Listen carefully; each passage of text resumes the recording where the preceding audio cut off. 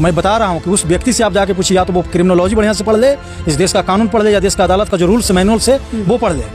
वही व्यक्ति एक डंके की चोट पर कह सकता है जिसके बाबूजी का बनाया हुआ अदालत। एक व्यक्ति का 3 जो है कि डेट ऑफ बर्थ हो सकता है, आधार कार्ड से FIR रजिस्टर्ड हुआ था, कोर्ट में सारी चीज़ों को रखा, कोर्ट का डिस्कशन पावर होता है, बेल नहीं किया, मतलब केस खत्म नहीं होता। सिंपल सा समझ, बेल का मतलब होता है टेम्पोररी पर्सन को रिलीज किया जाता है, और इसलिए किया जाता है कि ताकि वे अपने जो है कि गुनाह बेगुनाही को है शामिल कर सकें। 12 बरस की लड़की के साथ अगर रेप होता है, पॉक्सो लगता है, तो उसका सजा अलग दिया गया है। फिर 12 बरस के बाद 8 बरस का जो अगर लड़की का है उसका अलग है, और फिर 17 बरस 18 से जो कम है, माइनस है 17 और 18 के बीच में जब बुक होता है, उसका किसी को मैक्सिमम सजा कब दिया जाता है? रेयर एंड रेयरेस्ट केस में दिया जाता है। आप बताइए ना कि पनिशमेंट जो होता है कि मोड ऑफ जो पनिशमेंट है 302 में मर्डर में फांसी की सजा है। आप बताइए, महिला पुरुष का कोई भी मर्डर करे उसको फांसी की सजा मिलेगा। आप बताइए, आज़ादी के बाद से जब हमारा अदालत सिस्टम आया, हमारा देश आज़ाद हुआ, तब से लेकर अब तक कितने महिलाओं की फांसी की सजा हुई? बाहर क्यों नहीं आएंगे? लेकिन कुछ लोग तो कह रहे हैं कि 2 महीने बाद किसी के कहने से, देखिए किसी के कहने से नहीं होता, लेकिन इतना सिंपल से समझ लीजिए कि 2 से 3 महीना के अंदर में वो बाहर आएंगे। कोर्ट का ऑर्डर है, लिबर्टी दे दिया गया कि 2 मंथ के अंदर में आप एग्जामिन करवाइए विक्टिम का, ठीक है ना, और वहाँ से भी एग्जामिन होता है या नहीं होता, उसके बाद अपना हाई कोर्ट में फिर से फ्रेश फाइल होगा, फिर यहाँ से बेल ग्रांट होगा। अच्छा, ये जो ट्रायल अभी तो लंबा प्रक्रिया होता है ना, ट्रायल में इतना जल्दी नहीं ना होता है। स्पीडी ट्रायल भी होगा तो कम से कम 2 साल से कम थोड़े लगेगा। अच्छा, तो यही नहीं भाई, कोर्ट ने बेल यहाँ पे रिजेक्ट किया है।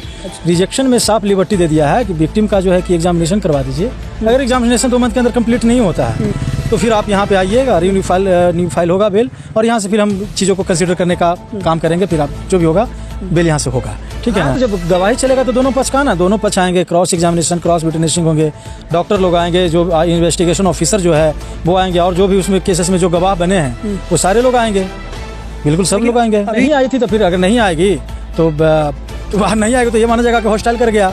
जब जो विक्टिमें नहीं आएगी तो फिर किस बेसिस पर केस लड़ा जाएगा, ठीक है ना। उनके चाहने से क्या हो जाता है भाई? वो कोर्ट है, अदालत है क्या है? 100 लगा देने से क्या हो जाएगा? कहीं नहीं कुछ होगा। नहीं बताया, आप हमको बताइए, मर्डर होता तो बेल नहीं होता क्या?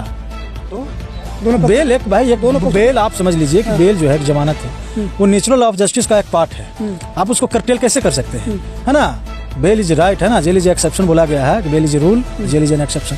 तो आप इस चीज़ को कैसे कर्टेल कर सकते हैं? और ऐसा नहीं ना है कि रोशन रोही ने पे जो मुकदमा पॉक्सो को लगा, इसे 10, 20, 50, 60 को मुकदमा लग गया भाई। एक मुकदमा लगा है, अब वो भी आप सब चीज़ों को फैक्ट देखिएगा, एविडेंस देखिएगा, तो आपको पता लग जाएगा कि सारे जो चीज़ें को वो फ्रेम किया गया है, सब कुछ मेड आउट किया गया, सब कुछ बनाया गया है।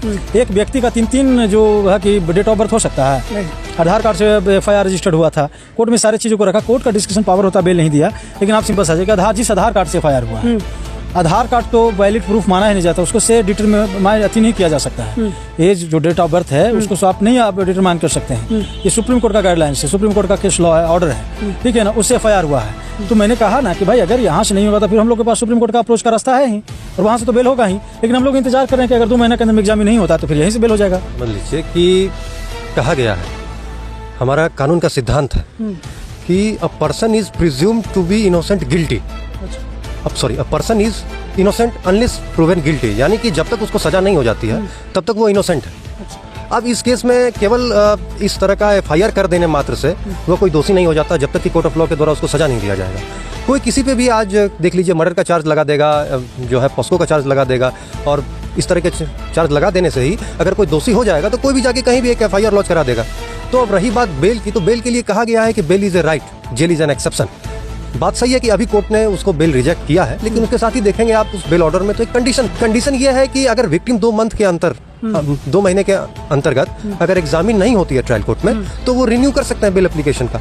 तो वैसे स्थिति में एक तो बेल एप्लीकेशन रिन्यू किया जाएगा, और फिर उसके बाद जो है आप ट्रायल जब तक कंप्लीट नहीं हो जाता तब तक ऐसा नहीं है कि आप उसको जेल में रख सकते हैं, आपको तो बिल देना ही पड़ेगा। तो एक एट ए टाइम जो है उसको कुछ बिल दी नहीं हुई है अभी, तो ये आप कैसे मान लीजिएगा कि 20 साल होगा या आजीवन होगा, ये बिल्कुल गलत है। वो अभी इनोसेंट है, निर्दोष है, को उसको सजा नहीं दी गई है। तो मैं